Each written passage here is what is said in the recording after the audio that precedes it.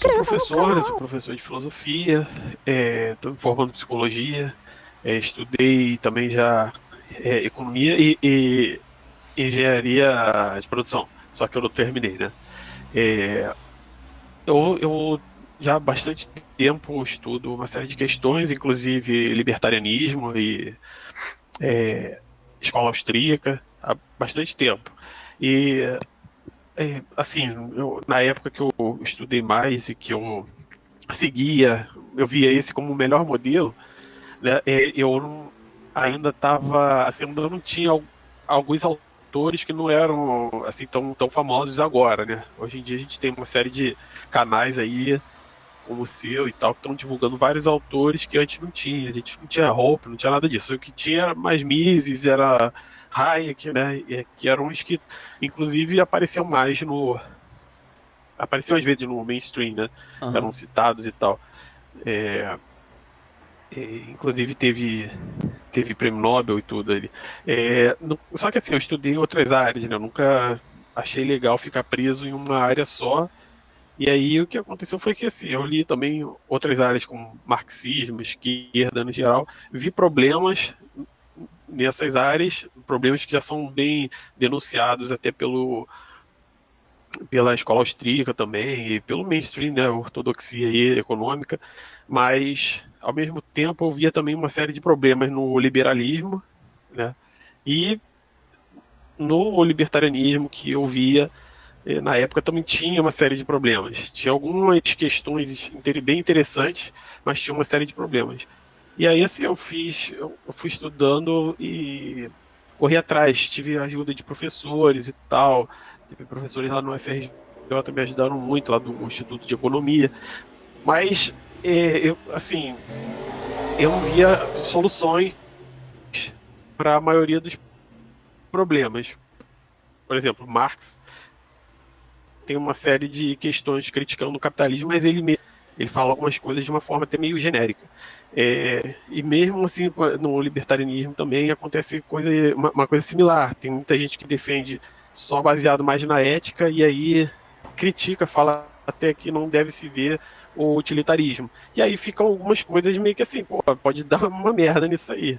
Então, eu acabei meio que também num caminho meio solitário, porque não estava vendo as soluções que eu queria, e eu fui buscando e encontrei algumas propostas que fiquei satisfeito. E aí de lá para cá, eu tô trabalhando nisso, né? Tem um livro do Comunismo Empresarial de Mercado, eu estou fazendo a continuação, volume 2 agora, e que além disso, eu também tenho artigos, né? Eu tenho Aham. artigo que entra na questão da ética, que eu não. Da ética, por exemplo, libertária, né? Que eu não entrei no livro. Então é isso aí. Então, aproveitando um pouco o gancho da sua introdução, eu queria que você me contasse um pouco sobre o comunismo empresarial de mercado. Esse é o nome correto, certo?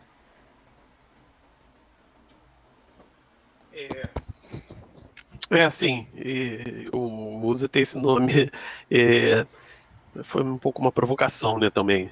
É um nome assim que meio que indica o que que é, mas também provoca, né? Porque tanto quando o liberal ouve o nome, ele vê a capa do livro e fala, isso é impossível, Aham. aí o cara faz um monte de críticas sem ler. Aí o mesmo vale pro outro lado, um marxista olha o nome, isso é impossível, e aí faz críticas sem ler. É, o nome eu uso por quê? Porque é o seguinte, né, você tem uma série de problemas sociais ligados a a questão da pobreza, né, e a desigualdade, né, e são problemas assim, são sociais e são também problemas que afetam as pessoas, né? Então a ideia é a seguinte: se você tiver um sistema político, econômico mais capaz de gerar uma maior riqueza e uma menor desigualdade, você estaria já solucionando uma série desses problemas sociais que você vai ver aí todos os dias e uma série de problemas individuais que as Aham. pessoas têm por conta de estar numa é, uma situação difícil, por exemplo, financeiramente. Aí a pessoa acaba tendo um monte de problemas. A pessoa tem que se sujeitar a trabalhos com uma carga horária. A questão desses problemas todos que são apontados aí por muita gente, né? É, sou só eu, todo mundo sabe dos problemas que tem. Desde lá da antiguidade já tinham problemas parecidos. Marx já falou sobre esses problemas, oriundos, por exemplo, do capitalismo. Hoje em dia, né, todas as faculdades quase no mundo têm cursos que falam sobre isso. Então, todo mundo sabe. Só que as propostas que as pessoas estão dando não são adequadas. Elas, algumas propostas, elas são, por exemplo, como a proposta de grande parte da esquerda aqui no Brasil, né? Que são de simplesmente você aumentar impostos e começar a distribuir ou começar ou gastar o dinheiro, né, do PIB do país dos impostos com serviços que são custos, né? Não são investimentos. Tá? Isso daí é um ponto muito importante. Saber a diferença entre investimento e custo. Aham. Porque no comunismo empresarial do mercado, a ideia é você utilizar esse dinheiro, essa receita pública para investimento e não para custo. Porque custo você nunca. Se você, por exemplo, tem 1 trilhão de reais em impostos. Se você colocar isso no setor de saúde, você vai colocar isso, né, esse ano, ou se você botar 100 bilhões todo mês, você todo mês seguinte, você vai continuar precisando colocar de novo, porque a demanda vai continuar. Ah. E o dinheiro vai. é, Isso, como não for investimento, não vai aumentar a capacidade de riqueza de produção de riqueza do país. Se não aumenta a capacidade de riqueza, está estagnada, você vai continuar gastando aquilo e se aumenta, e ainda tem outros problemas. Se aumenta, por exemplo, a população, você vai precisar de mais dinheiro. Ao invés de 100 bilhões, aumentou a população. Daqui a 5 anos, a população aumentou 5 milhões. Né? E você, ao invés de 100 bilhões, você vai ter que botar 100 bilhões, 110 bilhões. No outro ano, 115. E virou a bola de neve. Nunca que você vai resolver esses problemas e vai precisar estar sempre tirando dinheiro do setor produtivo para colocar nesses setores que são improdutivos. Eu não estou falando dos objetivos, assim, né? Os objetivos até são nobres, você salvar pessoas e tal, como seria no setor de saúde, assim como todos os outros setores públicos têm as pessoas têm a justificativa. Mas vendo de uma forma fria, assim, você pode observar que justamente você tem uma situação em que o país está sempre gastando e nunca vai estar numa situação ideal, porque você está colocando dinheiro em um setor que não é produtivo. Aham. Se o setor não é produtivo, porque no livro a gente denuncia também o problema do modelo estatal. É, o modelo estatal ele é ineficiente. Isso daí também já foi denunciado por muita gente. Por que ele é ineficiente? Porque são os políticos que mandam. E qual é a qualificação do político? Nenhuma, só conseguir convencer as pessoas. Por que, que um Bolsonaro da vida está no poder? Não é porque ele é um bom. Ele não sabe nada de economia, tanto que ele sempre fala do Paulo Guedes, ele não sabe nada de saúde, aí não sabe nada de educação, está sempre colocando, inclusive, os piores ministros possíveis na educação. E agora está até sem ministro, porque os caras são tão ruins que não conseguem nem entrar, né? Mas, no geral, os políticos nunca vão ser eficientes, porque eles estão sempre buscando interesses próprios e partidários. Então, assim, ele vai colocar alguém porque ele quer um interesse, ele quer aprovar uma lei, aí um deputado vai ter que botar outra pessoa. E o deputado, todo mundo na política tá com o rabo preso com quem banca a campanha deles. Então, assim, o empresário que banca a campanha deles, ele naturalmente ele quer um retorno. Então, o empresário que está fazendo isso, que a gente tem todos esses escândalos de corrupção, são mais ou menos assim. O empresário ele dá o dinheiro para o político se elege, né, o cidadão comum não vai ter, vai estar tá fora dessa jogada aí. Mas é o grupo lá que manda, o empresário dá o dinheiro para ele se elege. Depois o empresário quer o dinheiro de volta, com lucro, é claro, né? O cara não vai querer, o empresário também é burro, ele não vai querer dar o dinheiro para voltar o mesmo dinheiro e com perda de inflação, ele vai querer ganhar. Aí o político vai lá, pega, entra, bota o dinheiro público na mão dos empresários que bancaram ele, que não são os empresários, por exemplo, esses casos aí de privatização. Os caras querem fazer a privatização como eles sempre fizeram. Eles querem dar, eles fazem de tudo para parecer que a empresa tá com valor mais baixo e aí vende para os caras que eles querem. E os caras ficam com um lucro absurdo, incrivelmente grande, assim. E aí, meio que por aí. O Estado, como a própria escola austríaca também fala sobre isso, ele é péssimo administrador. Então, esse recurso público todo que o Estado está botando na saúde, na educação, em todas as áreas, sempre vão ser recursos mal administrados. A Uhum. gente entra até naquela tragédia dos comuns, né, e tal, de que, pô, se você está administrando um dinheiro que não é seu, você não vai administrar tão bem assim. Se você está Certo. administrando dinheiro que é dos outros, você vai botar ali de um jeito que, se fosse seu dinheiro, você gastaria de uma forma diferente. Você ia ser mais cuidadoso e tal.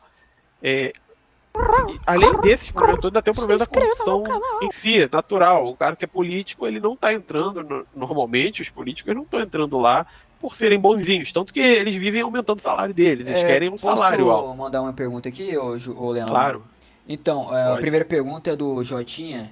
Ele gostaria de perguntar qual que é a diferença do socialismo de mercado para o comunismo de mercado. Não, um socialismo de mercado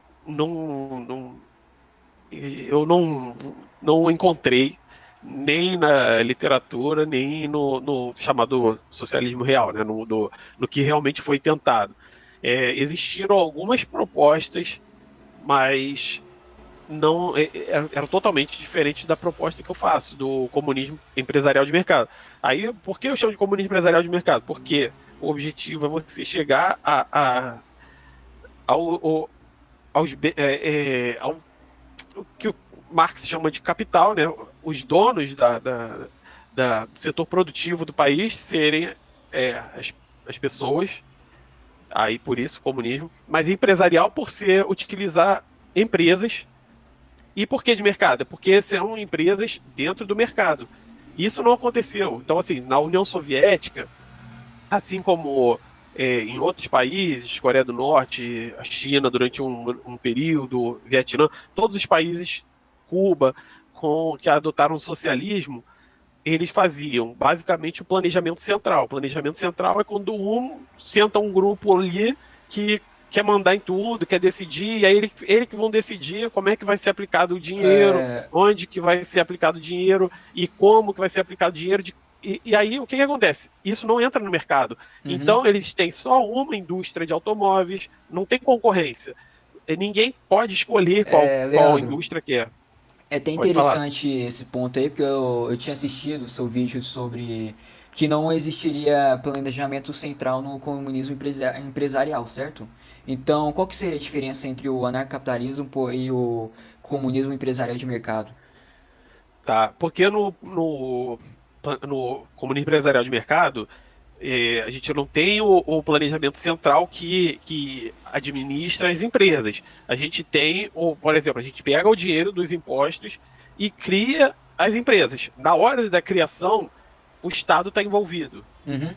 Porque a gente está pegando, a gente pode comprar empresas, pode iniciar, e isso daí eu estou utilizando toda a teoria da administração para mostrar como é possível fazer isso no próximo livro, né, no volume 2 do Comunismo Empresarial de Mercado, mais específico sobre empresas. E aí, assim, como é que a gente cria empresas e aí depois deixa elas andarem? E cria as empresas concorrentes também, para estar no mercado. E as empresas estando no mercado, elas vão concorrer e as pessoas vão escolher qual oferecer um valor, um custo, uma relação custo-benefício melhor. Elas vão escolher a empresa que elas quiserem comprar, o produto que eles quiserem, e as empresas vão concorrer. Só que tem uma grande diferença dessa empresa para a empresa do capitalismo, porque o comunismo empresarial de mercado é superior em lógica, pela lógica, ele é superior ao capitalismo, porque no capitalismo você tira o dinheiro da empresa e tem que tirar o lucro para o dono, ou para os donos, quando tem mais de um. No comunismo empresarial de mercado, a gente tira o lucro, volta para a empresa. Uhum. Então, assim, a empresa ela vai ter mais dinheiro para investir, então ela vai ser uma empresa que vai crescer mais e ela vai ser uma empresa que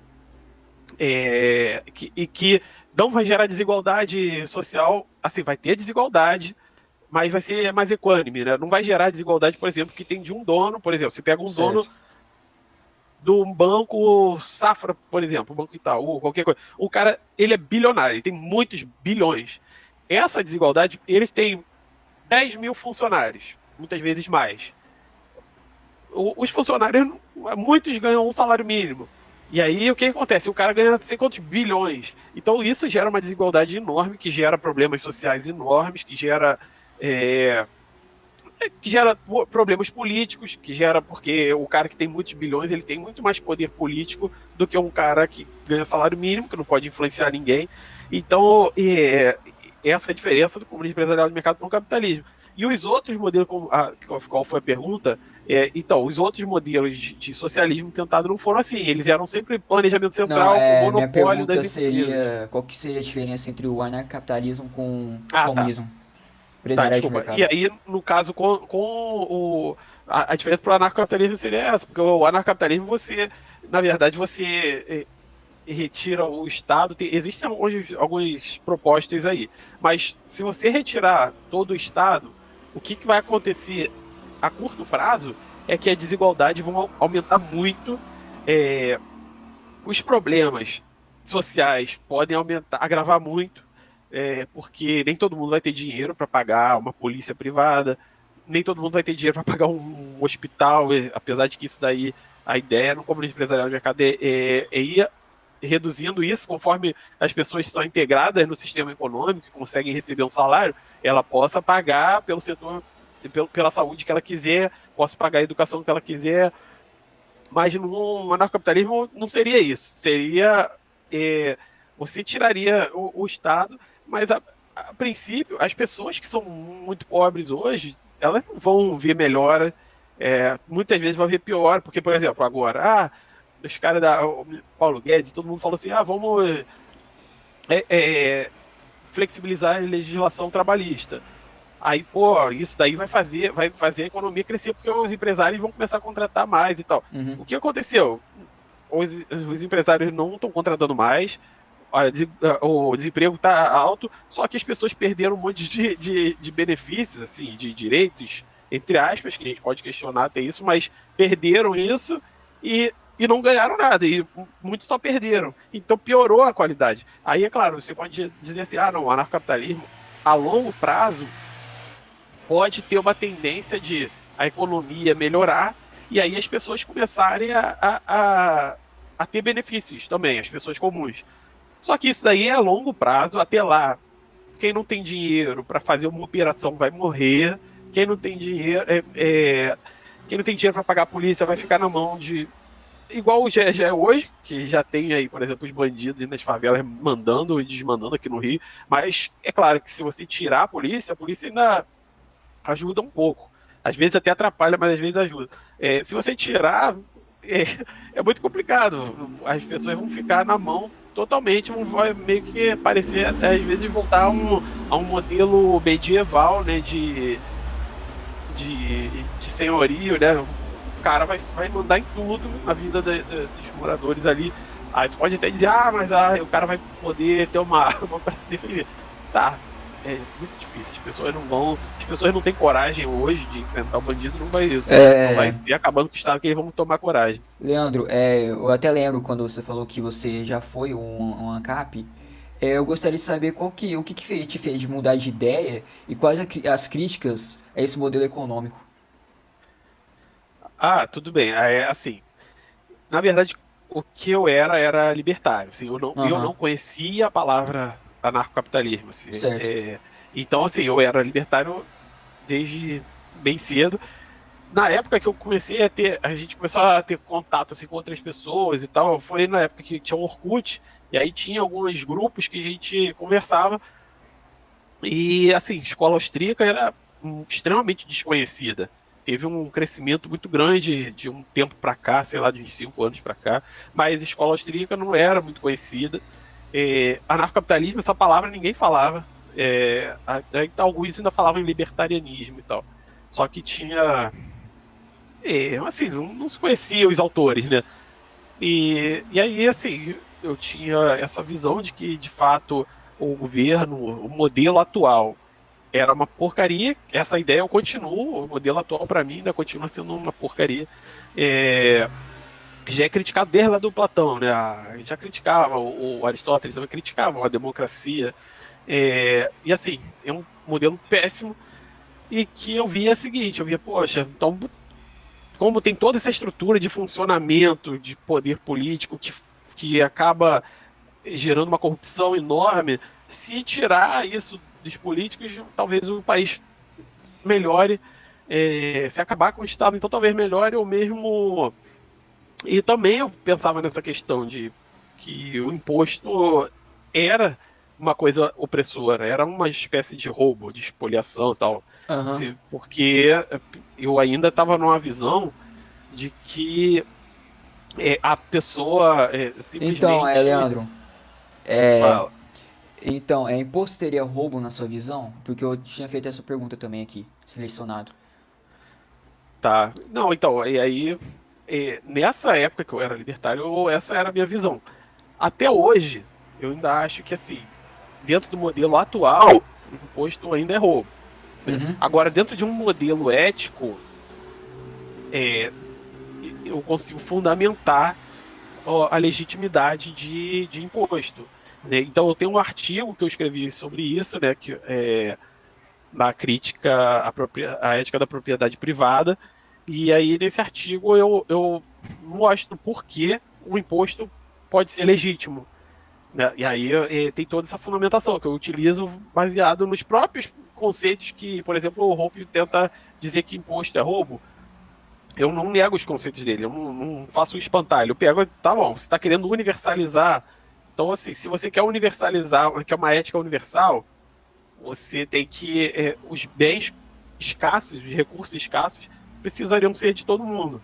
E aí, como é que a gente faz, né, para não ter essa questão de que, pô, não, é o primeiro que chegou do homestead, né, é, da apropriação original. Ah, não, o primeiro que chegou é dono. Então, assim, isso daí não é uma ética universalista. Por que que ele chegou primeiro ele é dono? Por quê? Por que que o cara que nasceu depois não é o dono? Então, né, e aí, assim, nesse artigo, eu ter esse questionamento, tá mais aprofundado lá no artigo. Eu, inclusive, vou colocar no próximo livro do Comunismo Empresarial do Mercado, vou colocar essa parte, É, porque eu acho importante legitimar mesmo o imposto que a gente vai usar. E, inclusive, é o seguinte, no Comunismo Empresarial do Mercado, a ideia não é o imposto também ser eterno, é o imposto modificar a estrutura da certo, certo. economia. Alterando a estrutura da economia, não vai ter mais necessidade de imposto. Entendido. Leandro, e sua opinião sobre a mais-valia, no sentido marxista da palavra? Ah, tá. E só a última questão sobre essa do imposto. O nome que eu uso não é nem imposto, é aluguel, tá? Aham, Por causa da questão de que certo. seria você pagar pelos outros por o recurso que seria de todos, e não só seu ali, daquela pessoa. Então é uma terminologia, mas eu acho interessante falar, que é a questão de posse. Mas quanto à mais-valia, é, assim, a crítica de muita gente sobre a mais-valia não bate muito com o que Marx colocava, não. Eu já vi assim muita gente aí falando sobre mais-valias, não sendo exatamente o que Marx colocava. Mas mesmo que fosse, Marx estava usando esses termos aí numa época do início ali da Revolução Industrial, né? Para a economia moderna, realmente não dá para você falar que o valor do produto é o tempo trabalhado. Tá? E Marx nem falou exatamente isso, não. Mas não dá para falar isso. Se estiver falando sobre isso, se o valor do produto é o tempo trabalhado, com certeza esse conceito aí está errado. Aham. Eu vou ler mais uma pergunta aqui de um inscrito. O Éder Roman, ele perguntou: Você não acha que o comunismo empresarial é uma deturpação do comunismo de Marx? Ele perguntou aqui. Não, não, assim, deturpação não. Na verdade, é uma forma de buscar a chegar nos ideais. Agora, os meios são diferentes. Então, assim, os meios que os marxistas têm utilizado desde lá para cá são meios que eu acho utópico. Inclusive, o fracasso dos países aí socialistas em prover o que o que eles diziam que dariam, né, já mostra isso. Então, eu não acho que se no comunismo empresarial de mercado, o objetivo é atingir as finalidades de lá, Uhum. e não o meio. Então, de fato, se você está Certo. falando que não está seguindo o Marx, é, assim, se for pelos meios, realmente não, porque os meios são utópicos, os meios marxistas. Dois marxistas que seguiram ele, né? Ele mesmo nem colocou exatamente uma proposta, mas os meios todos que foram tentados na União Soviética e tudo mais não funcionaram. Então eu busco as finalidades e não os meios. Então, tem outra pergunta aqui, mudando um pouco de assunto. O aqui de Poketibia, ele perguntou qual a diferença. Não, o que você acha da política chinesa? Rapaz, isso aí é bem complicado, porque é, é muito difícil saber exatamente o que eles estão fazendo, qual o projeto deles. Eu não sei exatamente. Eu acho que ninguém sabe, existem várias conjecturas aí, mas ninguém sabe exatamente o que eles querem. Você não sabe se eles querem atingir um comunismo que eles querem desenvolver, ou a produtividade deles para depois atingir um comunismo, ou se eles querem um processo de dominação global, ou ser a superpotência como os Estados Unidos foi no século passado, né? Os Estados Uhum. Unidos era a superpotência que mandava e desmandava, né?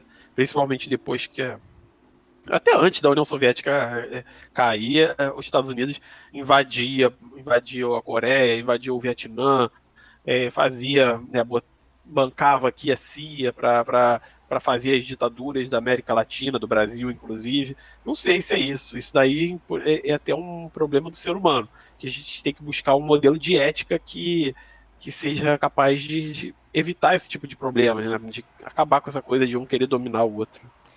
Voltando na questão da ética, o Ancaputo Gus, ele perguntou aqui: existe algum princípio lógico que legitima a existência de um Estado que não alguma besteira jurídica como a pirâmide de Kelsen?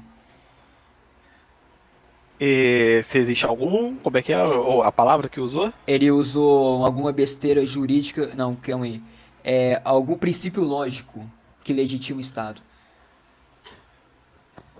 Tá, então assim, nesse artigo que eu comentei sobre a ética da propriedade privada, crítica da ética da propriedade privada, eu faço a legitimidade não é do modelo atual, não, mas a legitimidade de um Estado baseado nisso, na propriedade, que eu uso até o termo panpropriedade, que é a propriedade dos recursos serem de todos.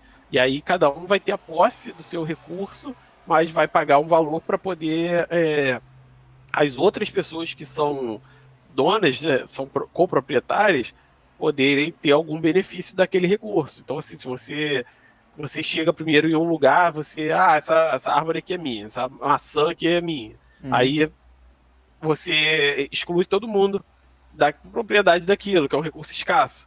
Então, aí por que esse recurso escasso tem que ser só seu? Por que se você achar ali um minério, um petróleo, por que aí tem que ser só seu? É para acabar com esse problema. Aí eu utilizo esse conceito de propriedade. Entendido. O Cassius também fez uma pergunta, Cassius Mendes, ele falou, cara, isso volta de novo no problema do planejamento central. Por que uma concorrente? Quantas concorrentes terão? E quem vai gerenciar o mercado, nesse caso?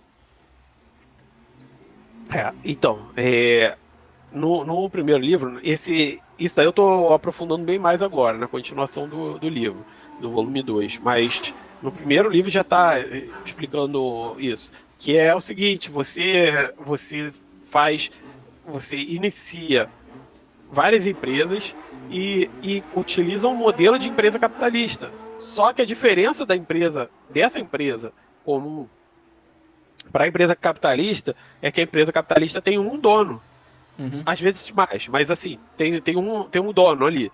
E esse cara é o cara que pega o lucro para ele. Só que já foi comprovado, e todos os administradores atuais da teoria da administração e tal, já sabem que o dono das grandes empresas hoje, eles não trabalham na empresa. Então, assim, a empresa é só administrada por administradores privados.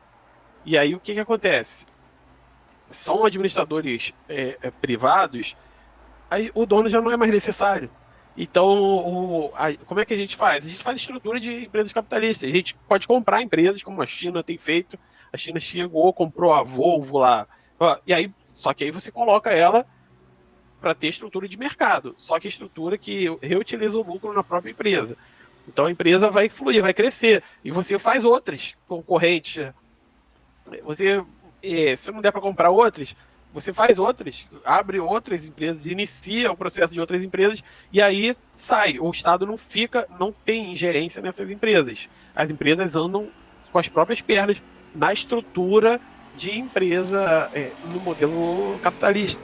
E o Estado que vai ficar financiando a empresa caso ela fica falindo? Não, não. Faliu, ela vai simplesmente vai falir.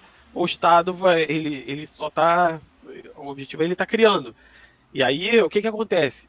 Todo esse dinheiro de imposto que a gente tem hoje aí, de quase 40% do PIB de imposto, que a gente gasta esse dinheiro, a gente não investe, esse dinheiro vai ser investimento. Então vai ser assim, vai ser o país com maior taxa de investimento no mundo. Se o Brasil adotar o comunismo empresarial de mercado, Aham. o país com maior taxa de investimento no mundo vai ser o Brasil. E mais, esse investimento aí de 40% do PIB em criação de empresas não para por aí. Como a empresa reutiliza o lucro nela própria, além disso, então, além desses 40%, com o tempo vai aumentar Uhum. o, o taxa de investimento na economia. Então quem que vai arcar com os custos da empresa se ela falir? Isso daí também, eu inclusive coloquei isso daí numa resposta pro Foer, né, que Aham, eu tinha foi. feito, eu tinha conversado Salve, com ele e Flower. tal, é, Salve, Flower. é, e eu fiquei. Eu tinha respondido isso lá no dia, só que ele continuou insistindo. Aí eu achei que ele tava falando de alguma outra coisa, acabei não respondendo adequadamente. Depois eu fiz um vídeo respondendo. Que e que isso daí Até agradeço essas questões, porque isso daí vai entrar no próximo livro. Então, assim, como é que a gente faz? A gente faz o mesmo modelo que a gente já tem hoje. Assim, hoje a gente tem a empresa capitalista tem alguns modelos de empresa. Tem um modelo que a empresa vai faliu, as pessoas os credores e tal vão poder cobrar do dono. Mas esse não é o principal modelo de empresa atual. O principal modelo de empresa atual são empresas limitadas. Assim, limitadas são sociedades anônimas e tal. Tem a Eireli, né? E são empresas, como elas são limitadas, e no comunismo empresarial de mercado vai utilizaria esse modelo. Empresas são limitadas ao que a empresa tem. Então, se a empresa faliu, os credores vão ter que recorrer aos ativos, né, e passivos da empresa. Só isso. Aham. Agora, se alguém tá. Se alguém emprestar um dinheiro que os ativos e passivos não vão ser suficientes para pagar. Né? Então, problema da pessoa. A pessoa tem que ter a responsabilidade, a empresa que emprestar esse dinheiro tem que ter a responsabilidade de ir lá e checar se essa empresa vai ter condições de arcar com isso, com o que ela está. E mais, exija seguros, né? Seguros e resseguros. Então, assim, você pode exigir seguro e qualquer banco hoje, quando faz um empréstimo alto, ele exige o pagamento também do seguro. Então, assim, se a empresa não conseguir pagar aquilo, o seguro vai lá e vai pagar. E se o Uhum. seguro também quebrar, tem o resseguro, que é o seguro do seguro, que vai Certo. pagar. Então, mais uma pergunta aqui. No SEM existiria propriedade privada? É, existiria posse. É, a posse, sim, é privada, a posse é de cada um. Agora, assim, isso só não. Equivaleria a dizer que é propriedade privada, tá? Dá para utilizar esse termo também, que é o termo mais. Mas o termo mais específico que eu uso é posse, porque eu uso o conceito de propriedade no artigo da crítica da ética da propriedade privada. Eu uso o conceito de propriedade, mas então, se você. Se a pessoa não está familiarizada com esse termo, tudo bem, ela pode achar que é uma propriedade privada, desde que ela esteja pagando o aluguel, o imposto, é a propriedade dela. Ela vai fazer o que ela quiser com aquele recurso, com aquele bem. Então, qual que seria a sua definição de panpropriedade? Propriedade é o seguinte: você tem todas as pessoas estão em pé de igualdade, tem universalização dos recursos escassos da sociedade não, do planeta, vamos dizer assim. Né? Então, se você tem é, se existe aqui um recurso escasso, que é o petróleo, você não pode simplesmente pegar ele e utilizar para você só, né? E, esse é o modelo de propriedade. Você pegou ali o petróleo, ele é só seu. Se você não quiser beneficiar de ninguém, você não beneficia. Se você quiser tacar fogo, você taca. Uhum. Tá? Ele é seu. É o sistema de propriedade. Na propriedade já é diferente. Então, se você achou o petróleo, aquele petróleo é de todo mundo. Você está com a posse dele. Você paga um determinado valor que é equivalente, por exemplo, ao que a gente chama de imposto hoje. Você paga um determinado valor, que é o aluguel, e pronto, você está pagando já para as outras pessoas já estão tendo também, estão se beneficiando do recurso. Então, aquele recurso escasso, ele não é só seu, você não tem a propriedade dele. Aquele recurso escasso é de todo mundo está se beneficiando dele. Vou ler mais uma pergunta aqui de um inscrito. O Acaputo Guz, ele perguntou, mas quem decide quando que tá bom? Tipo, ele, entre aspas, ok, precisa de mais concorrência ou de menos. Isso é extremamente importante porque são recursos sendo utilizados de forma planejada. Por quem? Entendi errado? Ele perguntou. Deixa eu ver se eu entendi a pergunta. É, ele perguntou se vai ter uma pessoa, alguém que vai ficar decidindo como é que se utiliza, como num planejamento central? É isso? Foi isso que ele perguntou? Aham, eu acho que ele perguntou foi isso.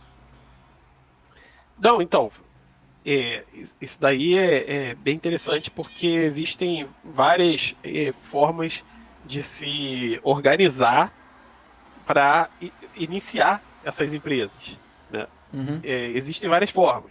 Claro, você pode utilizar um modelo, por exemplo, de concurso público, tá? Para você fazer como tem hoje. Hoje tem tipo licitação, tá? Sei lá, concurso público.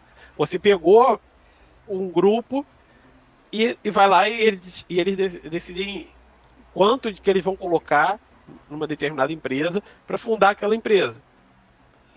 Acabou de fundar aquela empresa, essas pessoas que criaram ali não vão ter laço nenhum mais com a empresa diretamente. Então aquela empresa vai funcionar de forma autônoma, vai funcionar sozinha. É, a ideia é essa, você pode ter empresas, né, você pode fazer como licitações, empresas que vão. Você vai dar um dinheiro para a empresa chegar lá e fazer uma proposta de um modelo de empresa, de outra empresa, né, para criar uma outra empresa. Entendi. E você paga aquela empresa por ter feito aquela proposta de estruturação de uma nova empresa, pagou ela, pronto, ela também já não vai ter mais vínculo nenhum, a empresa já vai começar a funcionar com os próprios pés. E aí você tem várias coisas que você pode utilizar, um ranking para ver quem está sendo eficiente ou não em fazer esse trabalho. É, você pode pegar as empresas top do mercado, e aí você está sempre utilizando o mercado, que é um ótimo. É, é, é uma ótima forma de você ver se as coisas estão indo bem. Então, assim, se você tem um cara que, porra, ele tem uma ideia péssima, porra, você fundou uma empresa que é ruim, você vai ter todos os concorrentes ali querendo mostrar que aquela empresa é ruim. Se a empresa não der certo, aquele cara já cai do ranking, já tá fora Uhum. do ranking, ele não vai mais fazer aquilo. Vão ficar as empresas que estiverem colocando propostas boas. Tem uma empresa que fundou já 10 empresas, todas elas estão bem sucedidas. Sobe no ranking. Essa daí vai vai estar no ranking, vai estar como uma empresa que é mais eficiente nisso. Ok. Tipo, ele corrigiu a pergunta aqui. Ele falou, tipo, quem decide o quanto de concorrência é suficiente? 10 empresas ou 42? Ele perguntou. Tá. Quantas empresas seriam suficientes? Pra concorrência. Isso daí, quem decide sair é o mercado. Aham. Assim, existe possibilidade de mais uma empresa entrar no mercado e conseguir achar o seu lugar, o seu nicho, sei lá, ou concorrer melhor do que uma outra? Se existe, isso daí é uma avaliação de mercado também. É mercadológico. Mas aí o que acontece? Você cria a outra. Se ela não está tendo demanda para ela, você não precisa criar outra. Agora você criou, você tem uma que tá tendo um monopólio. Cabe entrar uma outra ali que vai concorrer e que, e que pode funcionar, pode ganhar um nicho que o monopólio ali pode entrar com preços mais baixos e tudo mais. Você vai criando, porque enquanto você tiver todo ano, você tem a receita de 40% que seja do PIB em impostos, essa receita toda, se você for colocando várias empresas, né, mesmo se você colocar empresa que vai falir depois, ainda assim você está movimentando a economia. Aham. E aí, só que você está sempre utilizando um mecanismo de mercado para poder as empresas ver se elas estão conseguindo ficar saudáveis e serem eficientes. Se você tiver utilizando esses mecanismos do mercado, dá para você saber se você vai iniciar ou não uma outra empresa, por exemplo. Como daquela forma que eu falei, se você tem várias empresas que vão dar a estrutura de uma nova empresa, concorrendo entre si. Se elas acham que, poxa, não vai dar para eu entrar no mercado com esse recurso que vocês estão dando, não vai dar para eu entrar. A gente não vai conseguir vencer a concorrência dessa outra empresa. Aí é uma ótima forma de você já saber que não vou botar o dinheiro nisso agora, posso botar em outras empresas. Onde que está tendo demanda no mercado? Tá tendo, e aí, é claro, sempre, o ideal é estar sempre criando concorrentes para o mercado continuar fluindo. O mercado só funciona se tiver concorrência. Então, pra não, a live não ficar muito longa, eu gostaria de fazer uma última pergunta. Aí, se você quiser complementar mais alguma coisa no final, aí você pode complementar, beleza? Claro. Então, qual que seria a moeda de troca se existia propriedade privada no comunismo empresarial? Como é que é? Qual seria a moeda de troca? Aham, exatamente. Se existia propriedade privada. Caso exista propriedade privada, tem a moeda de troca, certo? Ah, tá. Olha, isso aí é bem interessante, porque a gente pode, inclusive, pode ser você ter, por um período de transição, você ter um Estado fazendo um monopólio da moeda, porque isso pode ser útil se você utilizar alguns modelos de economia que a gente tem hoje. Por exemplo, assim, você está tendo a inflação está caindo. Você tem como expandir a base monetária. Se você fizer uma expansão de base monetária e botar esse dinheiro em empresas do comunismo empresarial de mercado, você não gera inflação se você utilizar de forma controlada, de acordo com a inflação, e mais, você vai gerar outras empresas que vão concorrer e vão fazer preços baixarem. com isso você pode continuar fazendo essa expansão monetária. Então, assim, a expansão monetária pode funcionar se for feita da forma correta. O Brasil nunca fez a expansão monetária da forma correta, sempre gerou inflação. Mas, por exemplo, os Estados Unidos fez, antes eles tinham a base do ouro, né? Então, assim, a moeda era atrelada ao ouro, era uma moeda bem segura, mas não comportava um crescimento econômico grande. Por que não? Porque com um crescimento econômico muito grande, não tem ouro suficiente para você. Né? O ouro é um recurso escasso e bem escasso. Então você não tem o ouro não tem o suficiente para você crescer o PIB continuamente. Você não vai crescer também a produção de ouro continuamente. Então o que eles fizeram? Eles desatrelaram e aí a moeda começou a funcionar com esse modelo, né, de tipo de banco central e tudo. Isso daí é possível. Mas fora isso, mas não é necessário. Dá para se fazer também com moedas, por exemplo, criptomoedas. Você pode fazer um modelo, pode utilizar Bitcoin se você quiser, pode ter, se né, achar melhor, você pode ter concorrência de moedas, inclusive. Não tem necessidade de. Se for para ter uma moeda igual a nossa, o real, que é monopólio do governo, mas administrado de uma forma péssima por políticos, tá? Aí é melhor acabar mesmo com essas moedas de monopólio de governo e deixar ter moedas, ter concorrência de moedas, é melhor. Que inclusive daí dá para você fazer até ter um pouco mais de controle sobre uma criptomoeda. Você pode ter uma série de controles que numa moeda de papel, por exemplo, você não tem. Tá me escutando aqui, Leandro? Estou escutando. Vai querer complementar mais alguma coisa antes de terminar a entrevista? Não, pô, só agradecer aí a oportunidade. Sempre que tiver, que quiserem, podem me convidar, porque a gente tem que colocar as nossas ideias aí à prova.